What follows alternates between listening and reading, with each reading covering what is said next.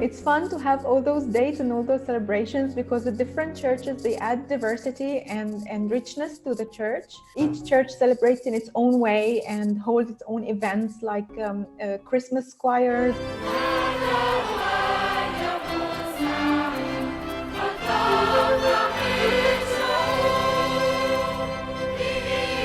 They hold charity events where people buy things for charity, bazaars, and a lot of different visits to orphanages and elderly homes and so on.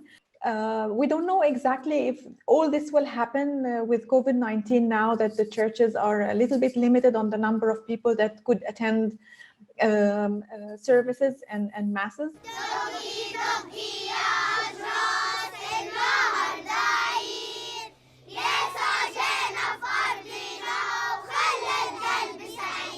A lot of people who live in villages, remote areas in Egypt, they don't have access to the church. People feel more isolated. So SAT7 programs connects people, connects them to their churches, to the bigger Christian family. They feel they're not alone. There are people who are praying for them and considering them.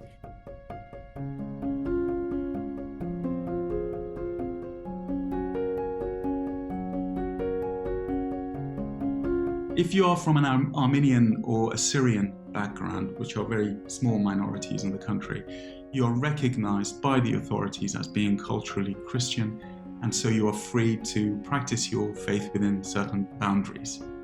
The vast majority of Iranian Christians, however, come from a Muslim background, and for them, openly celebrating Christmas is not really possible. House churches tend not to celebrate on Christmas Day itself because there's greater attention on them. And so you don't know if one of your neighbors might betray you. The authorities also make a really strong effort to go after Christians and house churches during important Christian calendar dates like Christmas and Easter to make a point.